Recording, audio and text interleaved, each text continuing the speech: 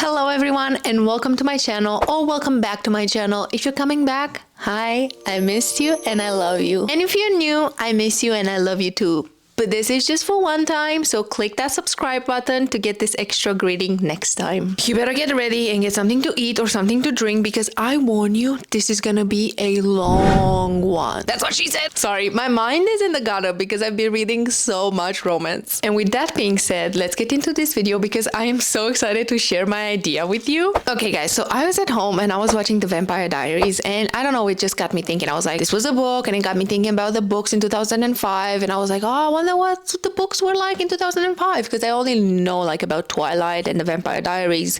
And then it got me thinking even more and I was like, I wonder how the smutty books were before. Like, were there smutty romance back in the day, or are we just privileged to read this now, but back in the day we didn't have that? And then I was like, oh my god, I should read the romance book from the 90s and see how things change. And then I was like, why stop there? So in this video we're gonna read 100 years worth of romance. Not for each year, I'm not gonna read 100 books, but some pillar years starting with 1925. So we're gonna have a book from 1925, a book from 1950s, a book from 75, a book from the 90s, a book from 2005, and a book from 2025. And we're gonna compare these books. Also, I'm gonna say this now. Please make sure to like this video because I worked so hard and I put so much time into this video and it would mean a lot if you liked it. Thank you so much. Now let's get into the research part a little bit because I had to go in deep and ask the internet, ask ChatGPT, and just look around and see what were like the bee's knees romances of these times. I will talk more about the books that I've chosen when we get to that specific timeline. But in the meantime, let's talk about my guidelines and pillars of comparison for each book. So first, this is a schmutty romance video.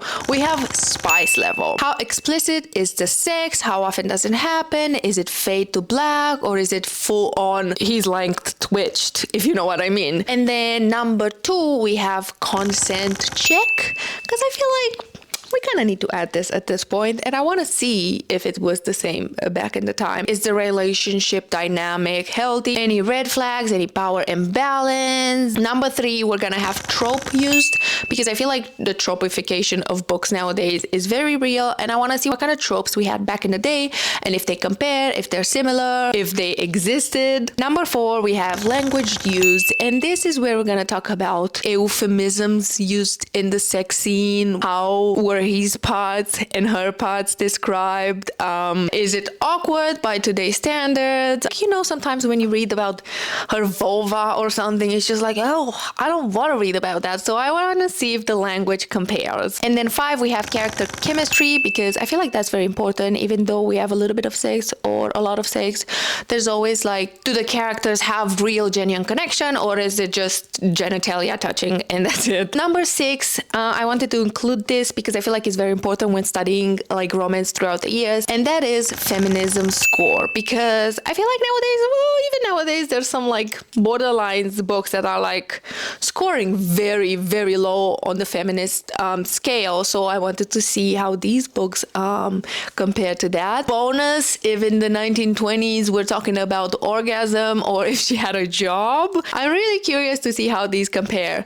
So these are like the 6 pillars that we're gonna talk for each books, and then we're gonna also talk about the plot and the summary and just get, you know, a little bit of a vibe. I think that's it for the introduction, so let's stop rambling and let's talk about the books. We're gonna start with 1925s, where I don't think the word smut even existed. I think at the time it was still probably like erotica. I don't think smut was a term at the time. And it's also highly unlikely that women would openly read erotica in public back at the time. I did a little bit of digging about the 20s and how they were compared. And so while the roaring 20s saw significant social changes, including loosening of social norms and the rise of the flapper culture, open displays of sexuality, particularly in literature, were still largely considered taboo.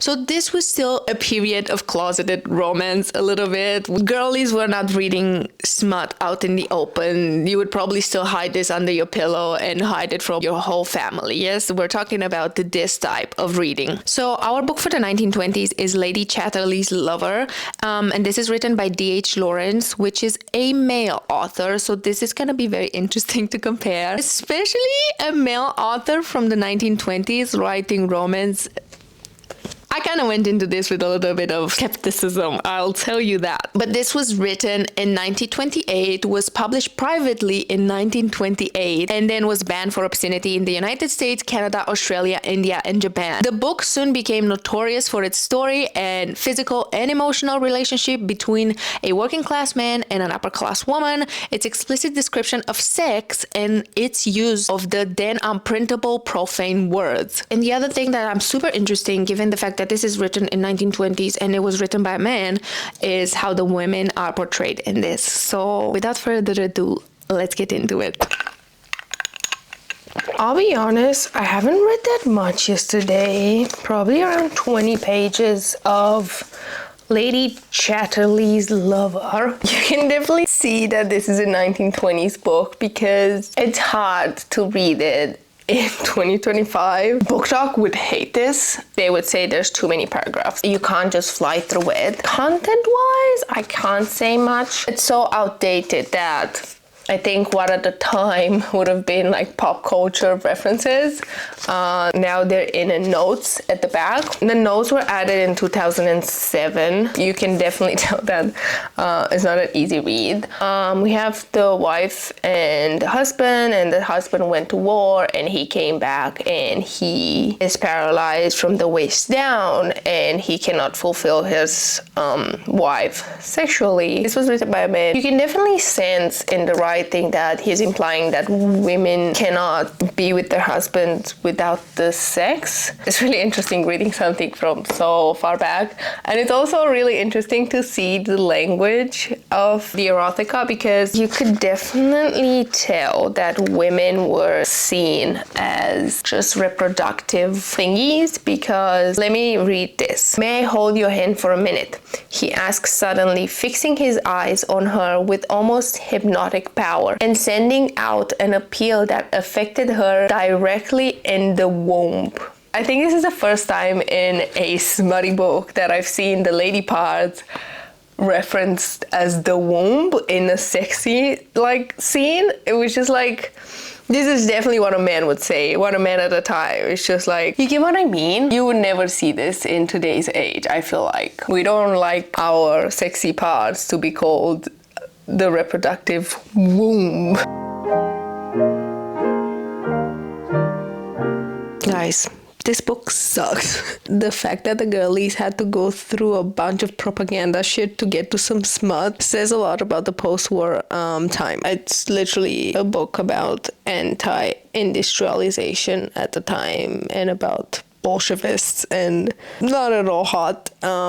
Very boring, but I'm gonna power through and try and finish it today.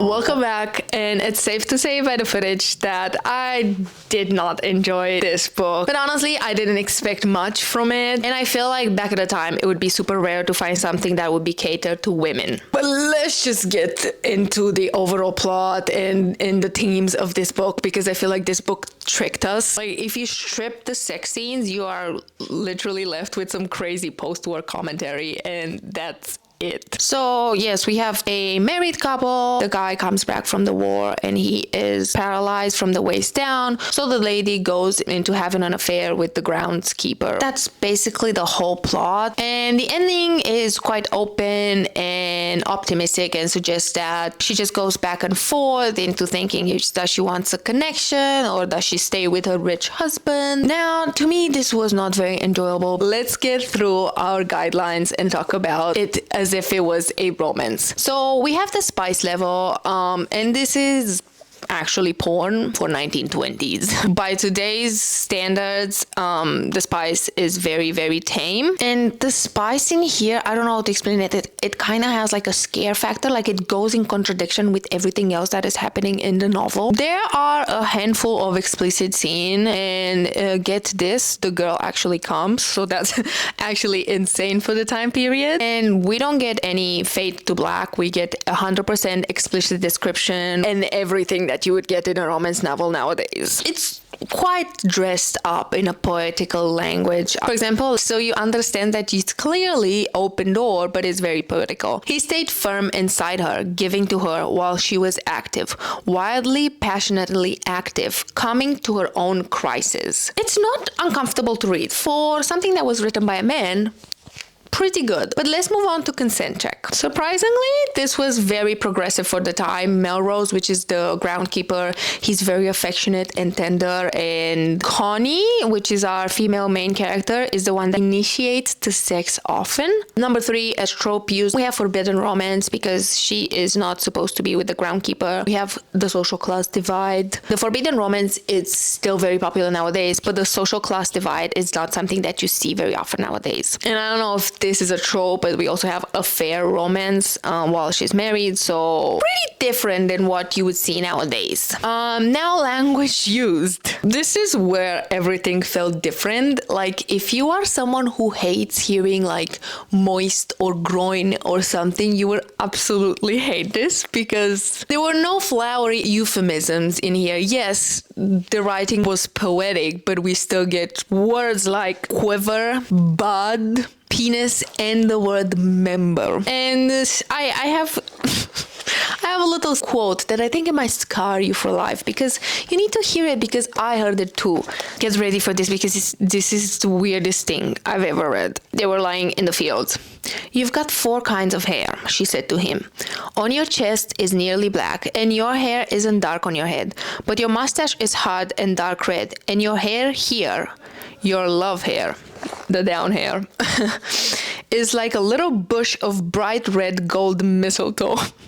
It's the loveliest of all." He looked down and saw the milky beads of forget-me-nots in hair on his groin. Yes, she did put flowers on his pubes. But don't you worry, he does it back. In page 197, with quiet fingers, he threaded a few forget-me-not flowers in the fine brown fleece of the mound of Venus.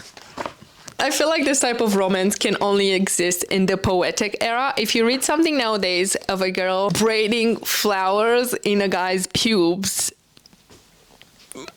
oof.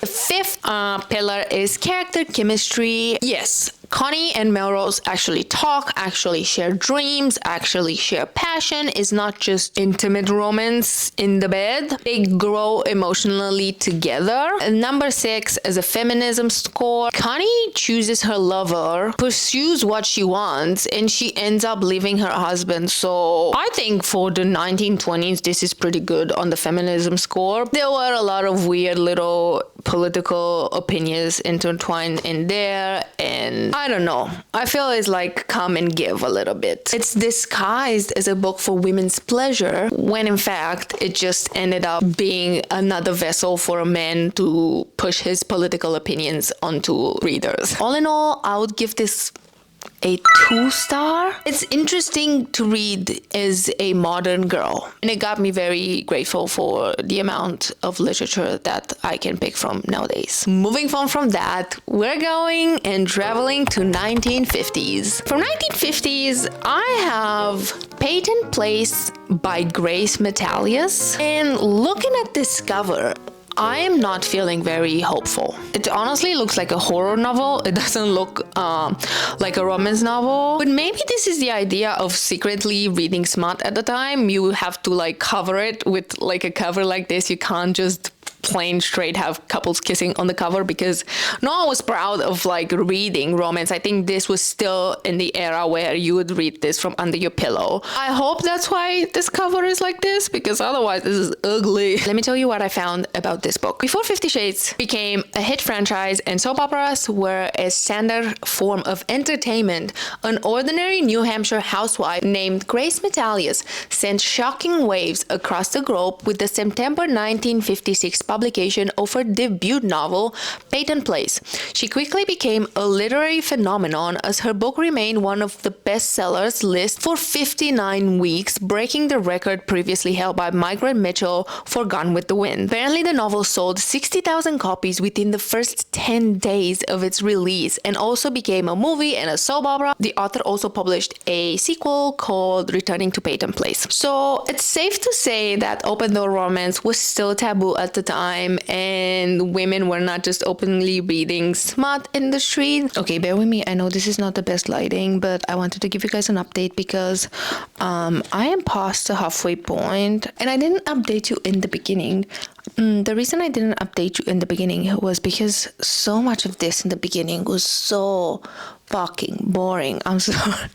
I'm sorry, but it's just about this town called Peyton Place. And the author thought it was going to be pleasant for us to read about every single resident in this town. So that was super interesting. That was like 100 pages of like learning about this town and their freaking doctor and their freaking cleaner and I don't know, just...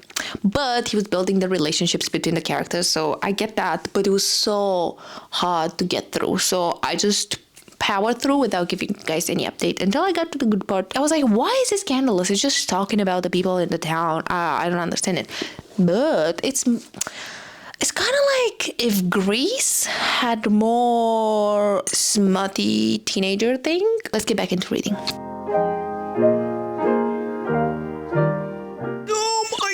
This is boring in some pages. Like, it also keeps going back and forth in timeline, and it's just like, if you ask me what this book is about, the only answer I could give you is Peyton Place.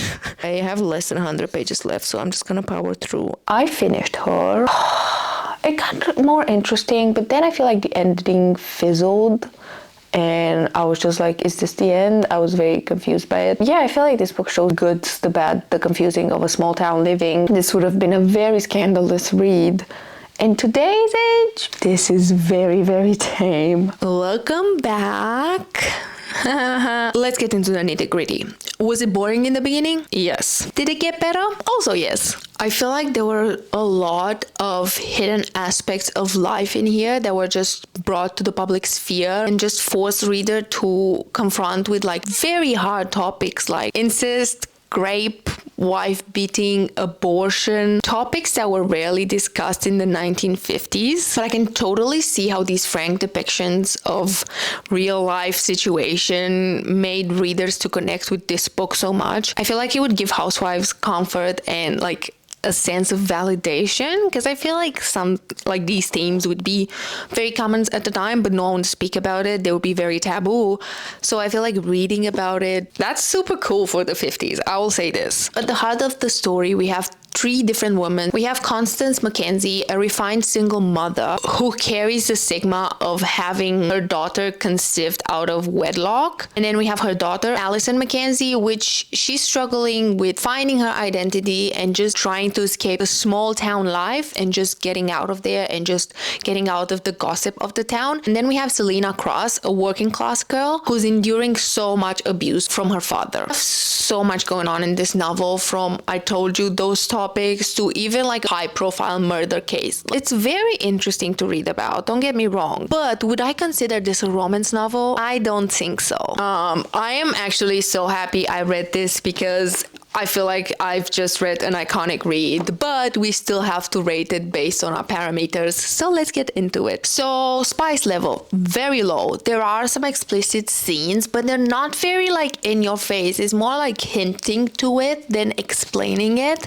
if that makes sense. It's not closed doors, but it's not open doors either. So open window. Consent chick, this is bad. It has a lot of red flags. Selena is sexually used by her stepfather multiple times. And as a tropes used, there's not one romance trope in here. It's more like small town. It's not small town romance. It's just small town hypocrisy. Small town girl wants to escape town. Language, I don't think the novel like explores a lot of euphemism used in these days. We don't have any his manhood twitched moments, but we do have hinting of it. Character chemistry, I don't think that's a thing either. I think a lot of the interactions were very transactional a lot of the times, even when it comes to like sexual interactions. So I don't think there's a lot of chemistry going on in here. As a feminism score, I don't know, it's mixed, because we do get one girl getting to escape the town, being a writer and pursuing her dream, but on the other hand we have the girl being abused and being afraid to come out because she's like, it's gonna be my fault. So it's a very mixed pool of opinions, but my overall verdict is that Peyton Place is not a spicy romance. It's more like soap opera scandal lit fic. If I were to give it a rating as a romance book, is a 1 star, but as a book by itself, not categorized as romance, it would be a 3.5 star, I believe. I think this was an iconic read at the time. So I might watch the movie and the soap opera and see how I like those. Honestly, I'll update you guys on Instagram. But let's move on to the next one. So the next book is for 1975, and I think it's a period piece. We're getting into more modern territory here. I feel like the 70s were the years of embracing new experiences and freedom. So that gives me hope for this novel, but let's get into it. The book is called The Flame and the Flower by Kathleen E. Woodowitz. Like, look at this cover. This looks like something a mom would definitely read in the 80s before bed and dream about a fictional man. But let's talk a little bit about this book. In 1972, Kathleen E. Woodowitz dropped The Flame and the Flower, and it blew the doors off the romance genre. For the first time, a mass market paperback romance didn't fade to black. It went all in with explicit sex on the page. For readers in the 70s, especially young women, it was a revelation. Suddenly, desire and female fantasy weren't hidden in euphemism, they were front and center.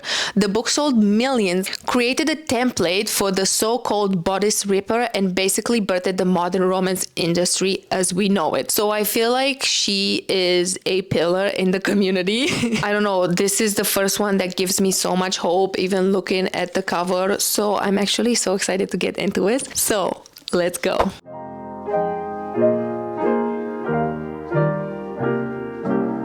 Good morning. I think it's 2 p.m., but doesn't matter. I've read a chunk. It's not easy to read because it's written in the old style, in the third person, but it's really entertaining to read. I'm just saying it's not easy to read. If you want enemies to lover and the slowest burn you could ever get, this book has its problem. Yes. Is it good and addicting?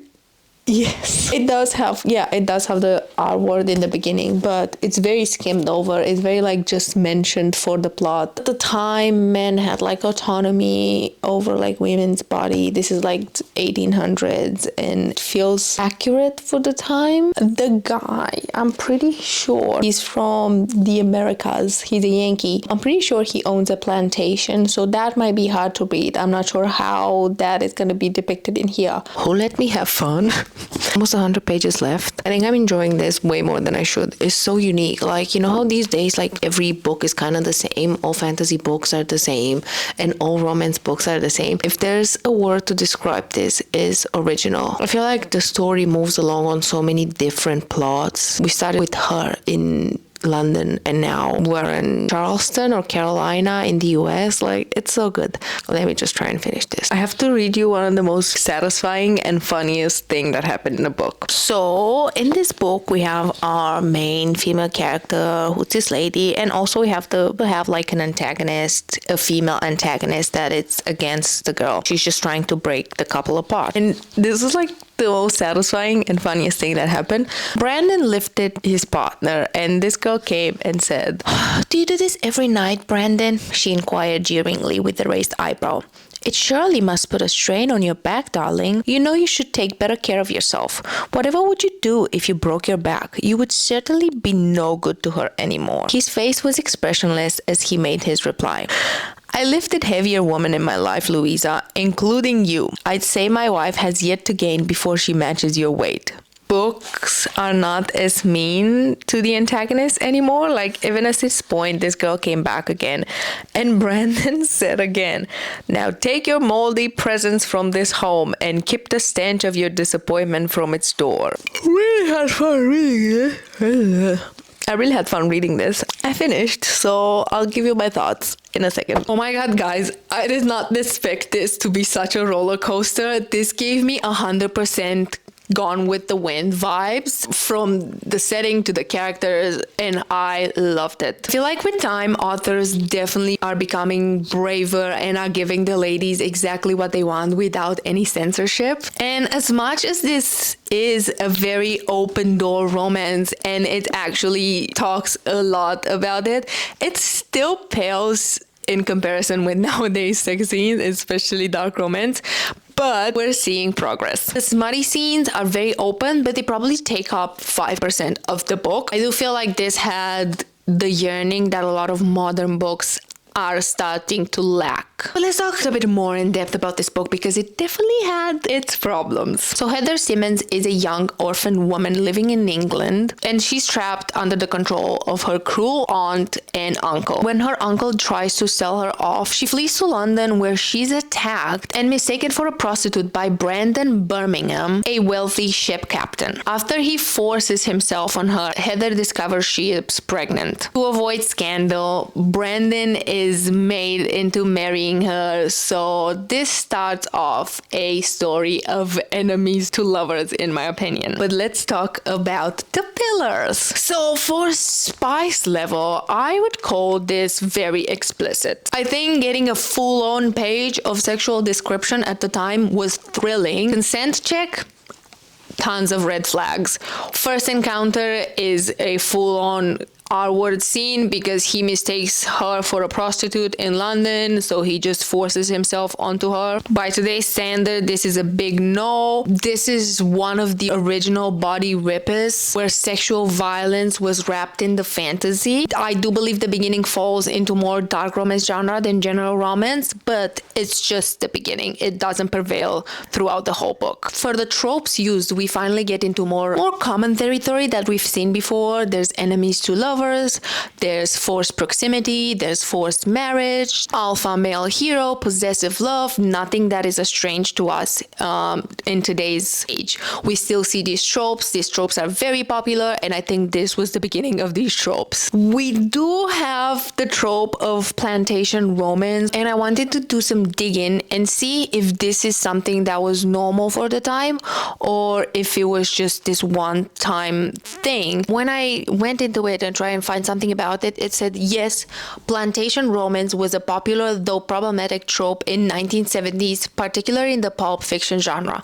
British publisher New English Library was a major promoter of these novels, which often featured interracial sex and violence on American plantations. These books frequently relied on racial stereotypes and tropes under the guise of historical fiction, according to a blog post about pulp fiction. This one is a tame one. It's not actually a romance between a worker and a plantation master, but it does happen in the South on a plantation. But actually the male lead does not believe in the S word and all of his employees are being paid. But let's talk about the character chemistry. At first there was no chemistry and it was really hard to read about it because there was the R word, but the tension does shift into a passionate love and these characters have so much chemistry. I love Brandon and I love Heather. This is, I don't know, charmed me a little bit. What do you want me to say? As a feminism score, I think his score is low because she starts being a victim with her aunt and then she's being pushed into her uncle where she's almost R-worded by her uncle and then she's being sold into a marriage. So I don't think as a feminist score, it scores very highly, but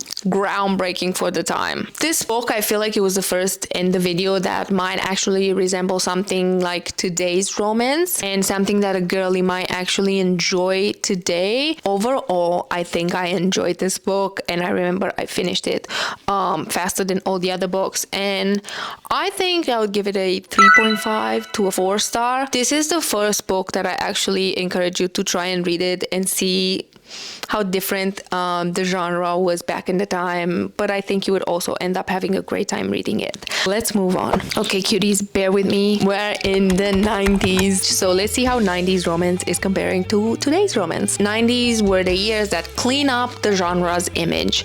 Heroines got more agency, sex got more consensual, and the door opened to paranormal suspense and chick lit. And I cheated a little bit. Well, not cheated. This was published in the 90s, but it was the late 90s. It was 1999. But this book was the book that basically kicked off the paranormal romance boom that ended up dominating the 2000s. So I feel like this would be such a pillar in the romance history. This would be the reason why we have Twilight today. The book is the first book in the Carpathian series. It's called The Dark Prince by Christine Feehan. This was apparently iconic because this walked so Twilight can run. It blended traditional traditional alpha males with the gothic fantasy genre. Do I need to say more? Let's get into this. Hi cuties, we're starting the 4th book in this series. I'm 10 pages in and I'm already hooked because what happens is this guy, the main character, Mikhail, I don't know. He's a Carpathian, which I think is kind of the same thing as vampires. I'm not sure. He's been living for hundreds of years, and apparently in their species, the female is like almost extinct, so their species is kind of going extinct because there's no female to reproduce females. So he's just like spent like hundreds of years trying to fix this problem, and he came to the conclusion that there's nothing he can do. And he was about to walk in the sun, which that's why I'm saying I think they're like kind of like vampires, done with life, and he was about to do this. He got a voice in his head and he was like, who the fuck is this? And this girl started talking to him, and it's apparently a female, a human female, and he was like, how did she get into my mind? How can she talk to me? This is impossible. Also, these males see black and white because if you don't find a partner, you lose connection with your emotions and you start see black and white. You don't see in color anymore if you don't find your mate, which it's very interesting to already see. This is 90s. This is, I feel like, maybe the start of like the mate trope. And anyway, he starts talking with this girl in his mind and he was like, wait a damn minute. And he kind of goes to see her, but without her knowing. She's sleeping and he's looking into her bedroom. And he's like, oh, it's a human. And then he starts seeing color and he's like, this is impossible. I cannot have a human mate. And this is what happens in 10 pages. And of course, I'm already hooked. But yeah, I'll keep you guys updated. This seems to be very promising.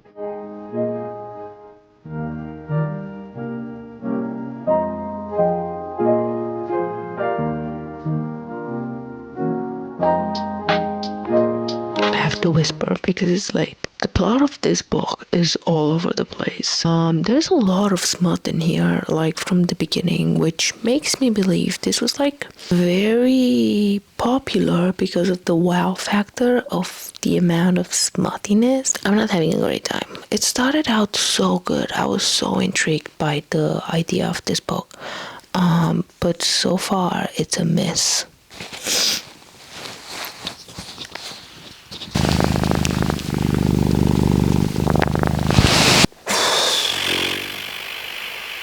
Mikhail is one of the most annoying male characters in the history of romance. He's so possessive, but in the most toxic way possible. Every choice that was done in this book for Raven was made by Mikhail. Nothing was made by her. Oh, I have like less than 200 pages left and I cannot wait to finish this. At this point, if I was just reading a book for the sake of reading it, I would have DNF'd it. But I'll have to finish it because we're doing a video.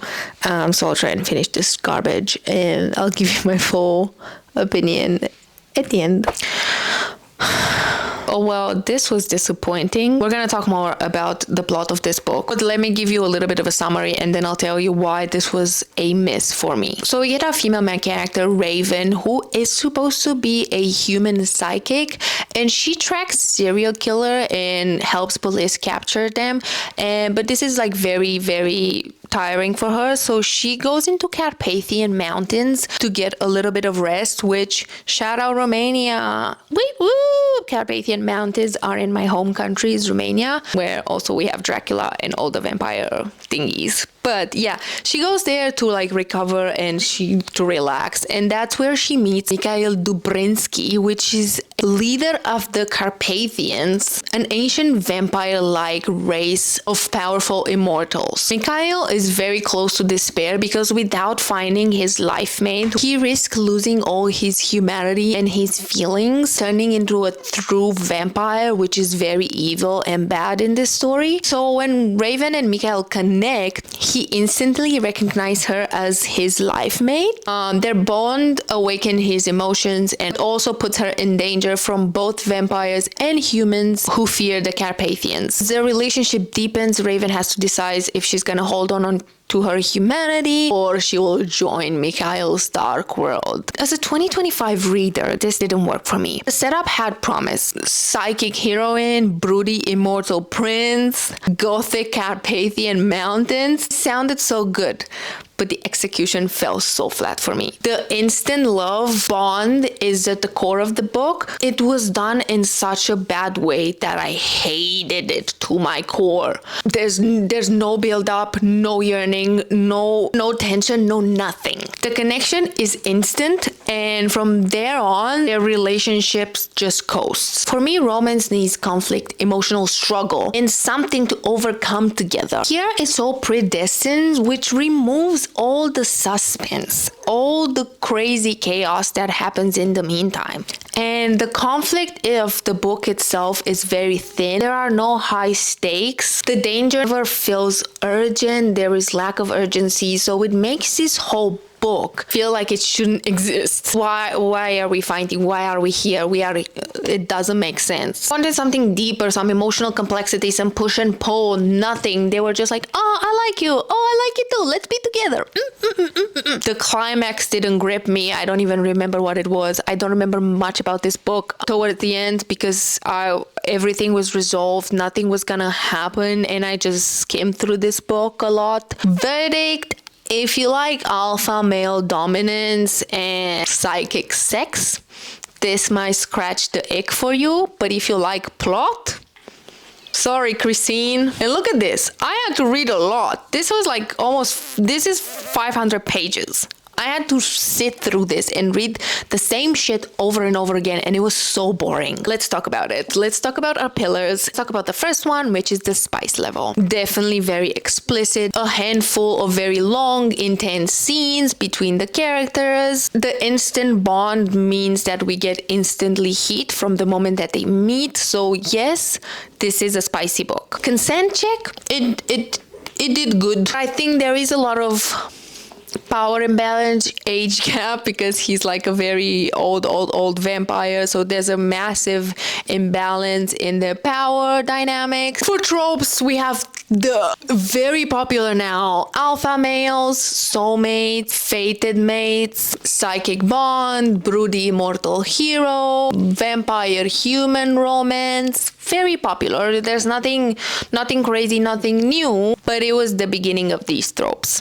As a language, we have euphemism galore. You have so much stuff in here. Mind-melting ecstasy. Describe the good old orgasm. She was lost in his white-hot blaze of his mind as he claimed her soul and body as one. So it's a lot of this very like euphemism-y, metaphorical sex on paper. As character chemistry, I don't like it. It was very instant romance, no tension, no nothing to make them be as united as they are. There's nothing natural going on there. I don't feel like we build up to this chemistry that they're supposed to have. Their chemistry is not earned, it's just given. So I don't know. I didn't feel any chemistry between these people. I still don't see them as a couple, even though they had sex on the pages. And as a feminism score, I don't know. I feel like it would be a little bit low for today's standards, just because most of her arc is surrendering to Mikhail's dominance. So I don't see a lot of independence in Raven.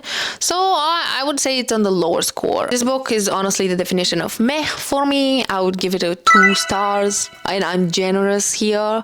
So let's just move on, because that was hard to get through. But let's hope we're moving to better places. Bear with me, because we have 2 more books left. We're moving in 2005. While Avril Lavigne was thriving, so were vampire romances. I did not choose Twilight. Twilight was released in 2005, but I did not choose Twilight because I feel like it's too popular, and I started this journey to see if I can discover any books that needed some extra loving from back in the time and resurface them and shine some light on something that maybe people didn't hear about, but they're still pretty good books.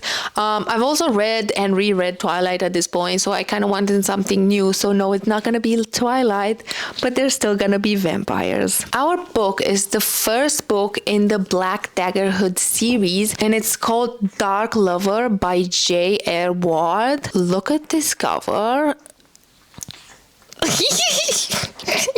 Let's read a little bit about this book. Upon its release, Dark Lover garnered significant attention in the paranormal romance genre. It introduced readers to the Black Dagger Brotherhood, a group of elite vampires, and set the stage for a series that would become a staple in the genre. The novel received positive reviews for its blend of romance, action, and supernatural elements. It was noted for its strong characters development and its introduction of unique vampire mythology. Can we talk about the cover though? I love this. We should go back to broody real people on the cover. I used to hate this style, but I don't know, it feels vintage now. I can also see that the 90s and the 2000s were becoming very obvious with their covers. The fact that you're reading a romance and a smutty romance. I feel like the 70s were like a smidge of like, oh, I might be reading something romantic. This is like, I am full on reading smut and you can suck it. I do not have high hopes for this because it gives me the same vibes because of the cover as Dark Prince. So I'm not very excited to get into this, but we need to do it. Let's go.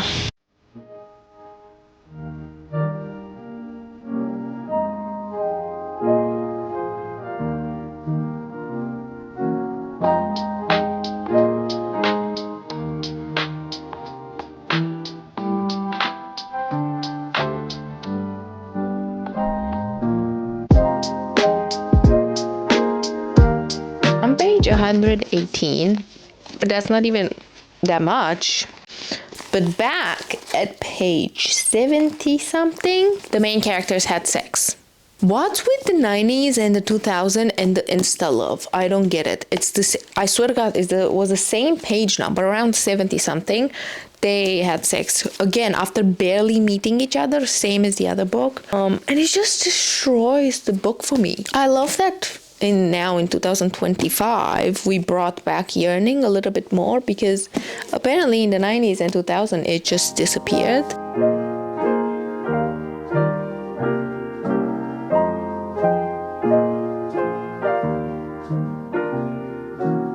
Oh my god, my back. I've been in here for hours. Oh my god, you need to buy this. Guys, I can confirm I will buy the next book in the series, and if you love broody vampires, you should definitely do this too. The only way that I can describe this book to you is Twilight and Crescent City both merged into one. This book introduces the Black Dagger Brotherhood, which is a secret vampire society who protect their race from evil vampires known as lessers. And the story centers around our main male character. His name is Wrath, is the last purebred vampire king. Our female main character is Beth Randall, a human woman who crosses paths with the Brotherhood. She is unaware of the whole vampire thing, and that the fact that because she's the daughter of Torment, she will go under a vampire transformation. And before Torment dies, he tells Wrath, please take care of my daughter and tell her that she's gonna become a vampire. Beth ends up being very drawn to Wrath, and they end up forming a connection. We get a lot of dangerous plots. We get a lot of Beth trying to come to the terms with the fact that she's actually a vampire and her dad was a vampire, and that she is falling in love with her dad's best friend. The name of the male characters, are they stupid? Okay, I want you to listen to the name of the male characters from the Brotherhood. And I'm gonna spell them on the screen to see why they're ridiculous. So we have Wrath, and then we have Torment, and then we have Vicious, and then we have Rage, and then we have Furies, and then we have Zadis. Are these names dumb? Yup. Did I had a good laugh about it? Yeah. Did I move on from it? Yeah. But this book is peak trashy, smutty vampire romance. And I honestly tried to hate it, but I couldn't. I don't know, I loved it, but let's talk about the elements of the book. Spicy level, we have very high level of spiciness for a paranormal romance. There's a lot of like steamy descriptive of alpha male possessiveness, but it's still romanticized. Consent check, we have some alpha male dominance, but generally Beth consents to the connection. It's more consensual than the Dark Prince, 100%, and definitely more consensual consensual than The Flame and the Flower, especially in the beginning. I would say the first sex scene has a little bit of dubious consent. It's very like, who is this man? I'm kind of attractive to him, but I don't know who he is. But I think it's a lot of his vampire pheromones that made her accept. So I think it's a little bit, that one was a little bit borderline non-consensual, but I think it should get a pass. It was fine. Trope used, again, we have the broody alpha male, we have fated mates, we have immortal vampires, we have a dark secret society. Again, a lot of these themes we can see today and they're still popular, so we're coming into more common territory now. As language used, I feel like it's still explicit, but still not in your face. We still get that balanced, romantic, like no words came to mind, just an image of him releasing into her, his massive sweat-covered shoulders and chest seizing up as he gives himself to her. It's still a lot of like walking around the subject, but it's very, very close to the subject, if you know what I mean. I feel like the gothic and emotional language really intensifies smutty romance. I think it gives it a little bit of an edge. I think it's more polished than the 90s book, 100%. And then we have character chemistry. I like the chemistry. It's earned. I feel like there is a lot of back and forth from Beth. It's not straight up, I like you. And I also like the chemistry between all the brothers in the Brotherhood, and then the chemistry that Beth builds with the Brotherhood. I like that. It wasn't just one-dimensional. As a feminism score, I think this has done very well. Like, Wrath gives Beth a lot of space to choose. She makes most of the decisions. She's also a reporter working with the police. I don't know. I feel like pretty well rounded. I think I'll give this a 4-star. This was really fun, and I will definitely buy the next book in the series. Just see if I like it. There's so many books in this series. So the first book is Dark Lover, and then we have Lover Eternal, Lover Revealed, Lover Awakened, Lover Unbound, Lover Enshrined, Lover Avenged, Lover Mine, Lover Unleashed, Lover Reborn, Lover at Last, The King, The Shadow, The Beast, The Chosen. These are all books in the Black Daggerhood series. Okay guys, bear with me. We are on the last book. I can't believe we're here. I'll take this moment to remind you to please like this video if you enjoyed it and found it entertaining, because I put so much work. I spent so much time reading this and filming and editing. So thank you so much if you like it. Thank you, thank you, thank you. Okay, so we are on the last one, which is 2025. I feel like I could have chosen a basic romance, but I kind of wanted to keep in the theme that we've had going on, because we had like pirates and vampires. Kind of wanted to keep in this area. This book that I want to read for 2025 was actually sent to me, so I was like, oh my god, this fits perfectly the series that I had planned on filming. The book was literally just published August 5th, so I don't have a lot of information about it. So it's book 1 in the Supernatural Entanglement series, Zom Rocom by Olivia Dade. I can already see such a big difference between modern day covers and the older covers. Like, the saturation is all the way to the max. I feel like the title describes everything. This is a zombie romantic comedy, so let's get into it.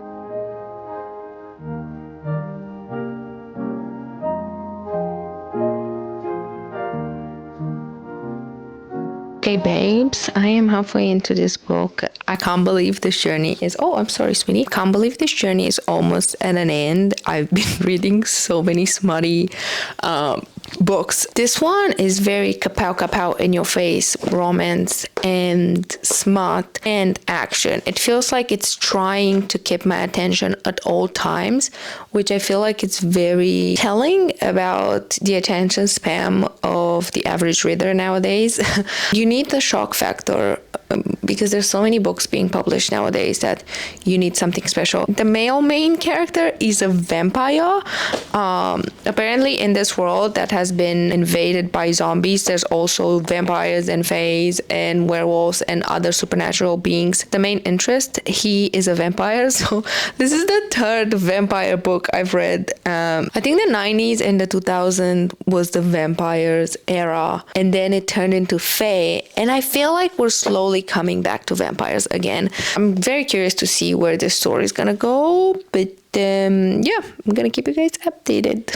Okay, boys and girls, I'm back. I finished the last book in this crazy series. This was fun. I feel like you get exactly what you've been promised. Zombies and a romantic comedy. So our female main character is called Eddie, and she tries to save her very clueless neighbor Chad from a zombie attack. She kind of fails, so Chad ends up saving her, but she finds out that Chad is not actually Chad. His name is actually Gaston Max Boucher, and he is a century-old vampire with a massive attitude and an even bigger sword, and who's very, very sassy. And Max saves her, and he takes her into his crazy vampire lair / bunker from this zombie apocalypse, and he insists that they sit out this zombie breach in his lair, and they just sit out until someone else does something. But Eddie's like, I want to warn everyone else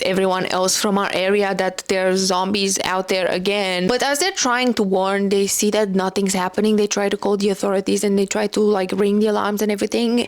So they know that something's going on, something sus. So as they try to dig deeper and untangle all these mysteries, they end up falling for each other. And we also get to meet a lot of other supernatural in this book that are quite fun. This was hilarious. This was action-packed, a blend of zombies and vampire romance and witty banter. Think laugh out loud paranormal romance. I loved so much the fact that the female main character was a plus-size lady, and I loved even more the fact that she was almost 40 years old. And another thing that I love is that we had a very androgynous male character. So the fact that we didn't have the basic 17-year-old heroine and very masculine male character, that was very unique, and I really enjoy reading that. If you enjoy romance and you want to have something to read for Halloween, this is the perfect read for you. I feel like this is the perfect description of a 2025 romance. Spice level, yes, there is explicit spice level in here, but I feel like this book leans more on humor, banter, and action than more like sex scenes. We have a lot of romance scenes and flirty scenes, but I feel like the romance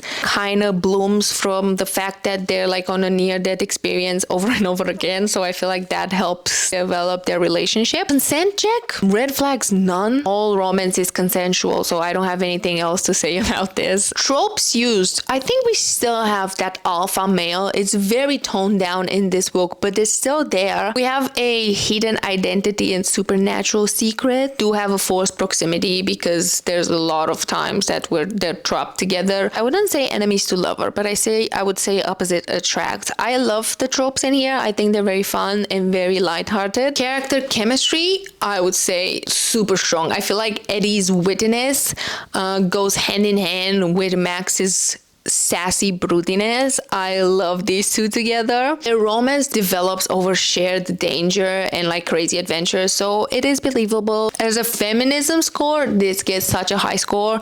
Eddie has her own business. She fights zombies with a cleaver. She talks back to all the males. She's very independent, so I don't think you can get more feminist than this. I did love this book. I do think it got slow at times, but I feel like this 100% reflects the modern day attention span. From the cover to the action, you have the romance is very eccentric. I feel like this is the perfect description of a 2025 book. It's in your face from the cover to the plot. I would give this book a 3-star. It was a good book, and don't get me wrong, I've had people say to me, you give this 3-star even though you love the book. 3-star is a good book for me. 4-star, exceptional. 5-star is like amazing.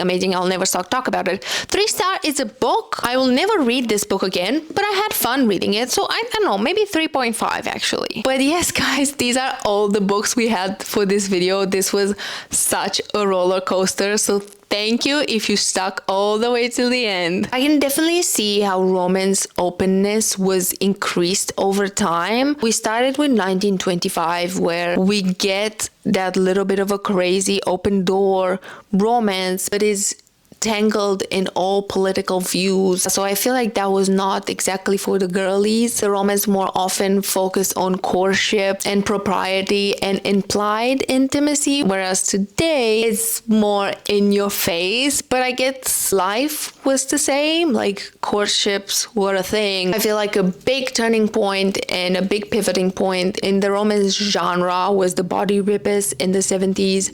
I feel like that opened a lot of doors for romance. And then in the 90s, we have the paranormal romance, which opened 100 other doors. I think we can clearly see differences from one decade to another.